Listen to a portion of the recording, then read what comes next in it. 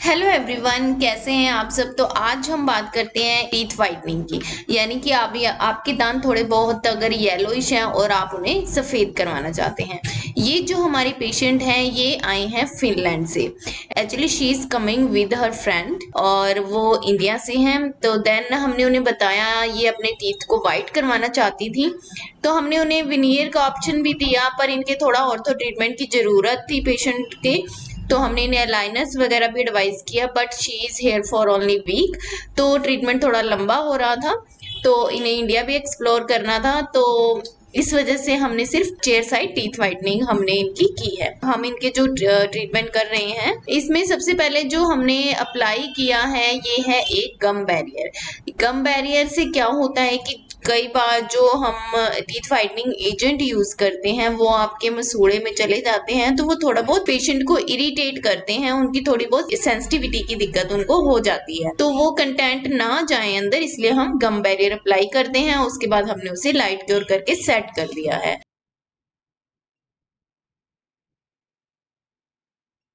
फिर हम क्या करते हैं कि हम एक मिक्सचर तैयार करते हैं, एक जेल लाइक मिक्सचर तैयार करते हैं जिसमें पाउडर यानी कि एक सिलिका पार्टिकल्स और ये जो हमारे पास किट के अंदर आता है हाइड्रोजन पेरोक्साइड, इसको हम अच्छे से मिक्स करके डिजायरेबल हमें जो चाहिए उसके अकॉर्डिंग उसकी कंसिस्टेंसी हम बना करके हम 1 बाई 1 टीथ पे अप्लाई करते हैं। मेनली पेशेंट को अगर टीथ वाइटनिंग की जाती है तो मेनली कैनाइन टू कैनाइन या हम फर्स्ट प्रीमोलर भी ले सकते हैं। उससे ज्यादा हमें पीछे जाने की जरूरत नहीं रहती है, क्योंकि स्माइल अगर हम करते हैं तो मेनली यही दांत इन्वॉल्व होते हैं। तो जैसा कि हमने जो जेल बनाया था वो हम क्या करेंगे 1 बाई 1 में ऐसे टीथ पे पेशेंट के अप्लाई कर देते हैं। और फिर अच्छे से अप्लाई करने के बाद जैसे कि हमने इसको अच्छे से अप्लाई कर दिया है दांतों के ऊपर, और फिर अप्लाई करने के बाद फिर हम उसको लाइट क्योर करेंगे।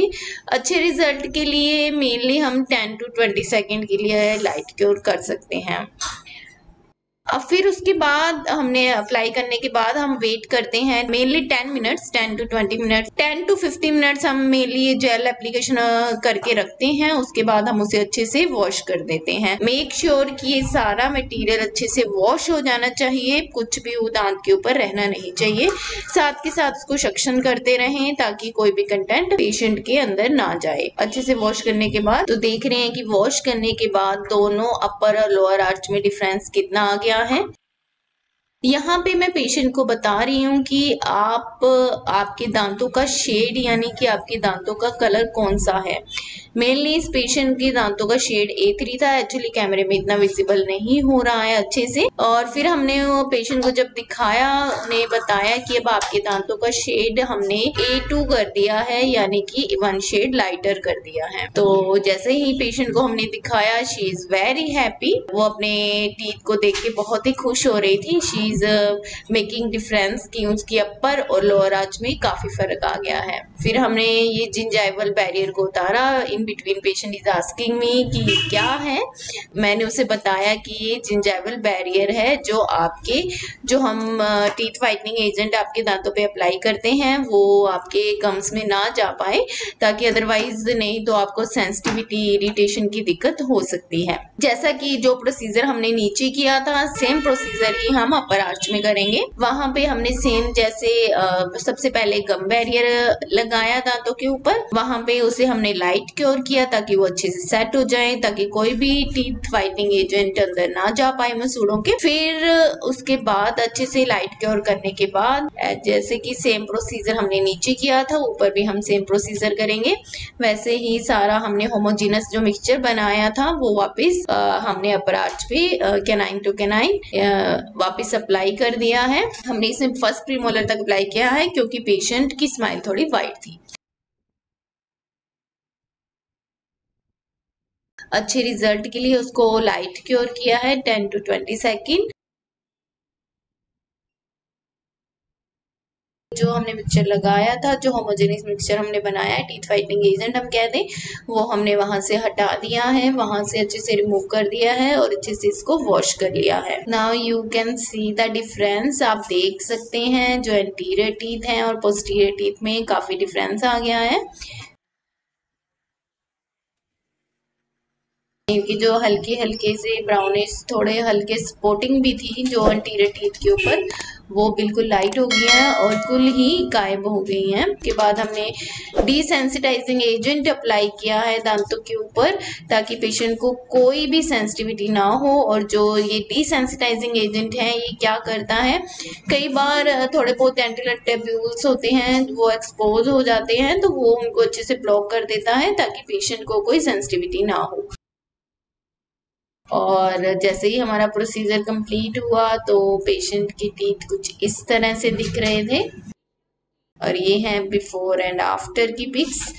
तो patient is very happy and satisfied. तो ये था आज का हमारा टीथ वाइटनिंग का प्रोसीजर, कैसे आप chair side with in 10 to 20 minutes आप अपना टीथ वाइट करवा सकते हैं। तो जैसा कि मैंने बताया कि टीथ वाइटनिंग एक प्रोफेशनल प्रोसीजर है। इसे कई बार मैंने देखा है कि कई पेशेंट्स छोटे मोटे जो ऑनलाइन ऐप से कुछ ना कुछ ऐसे टीथ वाइटनिंग किट्स ऑर्डर कर देते हैं और उन्हें घर पे अप्लाई करते हैं। देन वहां पे बहुत ज्यादा पेशेंट को दांतों की प्रॉब्लम आ जाती है, उन्हें सेंसिटिविटी हो जाती है। इस वीडियो में मैं बात करूंगी कि किन पेशेंट्स को टीथ वाइटनिंग करवानी चाहिए, किन को नहीं करवानी चाहिए, अगर करवा रहे हैं तो क्या क्या सावधानियां रखनी चाहिए।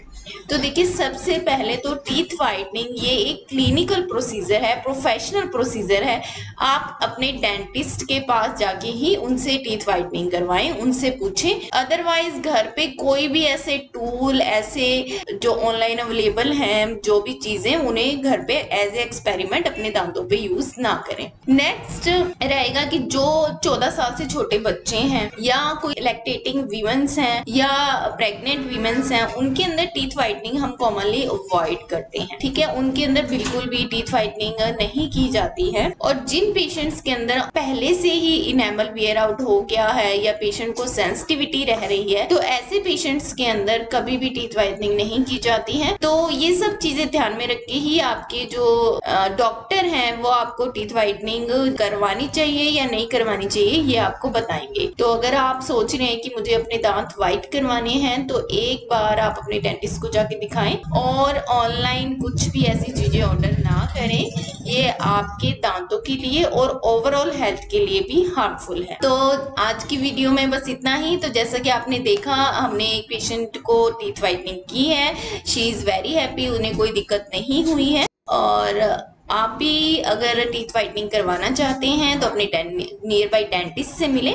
अगर इसके रिगार्डिंग आपकी कोई भी डाउट है तो आप मुझे नीचे दिए गए नंबर पे व्हाट्सएप करके पूछ सकते हैं, नीचे कमेंट में भी कमेंट करके आप पूछ सकते हैं। हम सभी क्वेश्चंस के, आपके जो भी क्वेरीज होंगी उनके आंसर करेंगे। तो अगर अभी तक आपने मेरा चैनल सब्सक्राइब नहीं किया है प्लीज सब्सक्राइब कीजिए और साथ ही बेल आइकन को भी दबाइए ताकि नई वीडियोस आप तक आती रहें। Thank you.